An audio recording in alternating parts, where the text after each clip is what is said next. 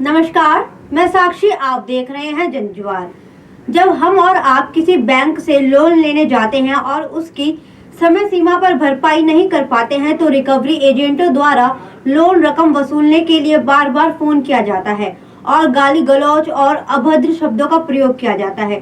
कई बार तो loan recovery agent दबंग के रूप पर घर ही आ धमकते हैं और लोन चुकाने के लिए धमकाने लगते हैं। हमारे सामने कई ऐसे मामले देखने और सुनने में आते हैं जिसमें इस तरह की घटनाओं का जिक्र होता है। कई बार इन एजेंटों की धमकी और दुर्व्यवहार से परेशान होकर कर्ज चुकाने वाले लोग आत्महत्या करने के लिए मजबूर हो जाते हैं। जबरन कर्ज वसूली की इस प्रक्रिया पर अब आरबीआई सख्त हो गया है। भारतीय रिजर्व बैंक ने इस मामले में कुछ खास कदम उठाने का फैसला लिया है। बता दें कि भारतीय रिजर्व बैंक के गवर्नर शक्तिकांत दास ने कर्ज वसूली को लेकर वित्तीय कंपनियों के तौर तरीकों पर गंभीर ऐतराज जताया है।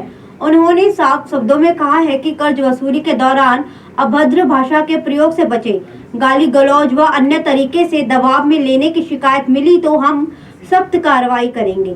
शक्तिकांत दास ने बड़ी प्रौद्योगिकी कंपनियों के फाइनेंशियल मार्केट में उतरने से कर्जदारों के स्तर पर अत्यधिक कर्ज लेने और उसको न चुका पाने जैसी स्थितियों पर गंभीर चिंता जाहिर की है। आरबीआई गवर्नर शक्तिकांत दास ने कहा है कि गूगल, अमेजन और फेसबुक जैसी बड़ी प्रौद्योगिकी कंपनियों के वित्तीय कारोबार में आने से प्रतिस्पर्धा और डेटा निजता को लेकर सवाल खड़े हो सकते हैं।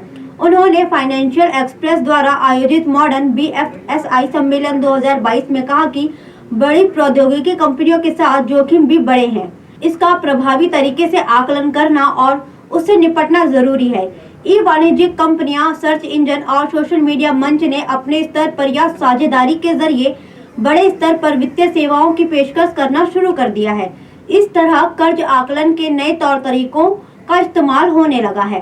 प्रणालीगत चिंता पैदा हो सकती है। ऐसे में कर्ज वसूली एजेंटों द्वारा वक्त बेवक्त फोन करना, खराब भाषा में बात करना और अन्य कठोर तरीकों का इस्तेमाल स्वीकार्य नहीं है। आरबीआई इस तरह की घटनाओं पर गंभीरता से ध्यान दे रहा है ताकि इन पर रोक लगाने के लिए आवश्यक कार्रवाई की जा सके। शक्तिकांत दास ने यह भी कहा कि इस तरह की ज्यादातर घटनाएं अनियमित प्रतिष्ठानों से जुड़ी होती है, लेकिन केंद्रीय बैंक को भी पता चला है कि उसके द्वारा नियमित संस्थान भी ऐसी कार्रवाई करते हैं। उन्होंने सभी संस्थानों से इस मुद्दे पर गौर फरमाने की बात कही है। बता दें कि आरबीआई गवर्नर की ओर से जारी ये बयान इसलिए अहम है क्योंकि कई कर्जदारों ने एजेंटों के कठोर तौर तरीकों के कारण आत्महत्या कर ली है। यह अमानवीय स्थिति है। इस बात को गंभीरता से लिया जा रहा है। आरबीआई डिजिटल कर्ज प्रदान करने के लिए जल्द ही एक विमर्श पत्र जारी करने की योजना पर काम कर रहा है। हालांकि आरबीआई इससे पहले भी इस तरह की अपील करता रहा है। हालांकि आरबीआई की तरफ से इस बार उठाए गए कदम से लोगों को थोड़ी राहत मिल सकती है। धन्यवाद।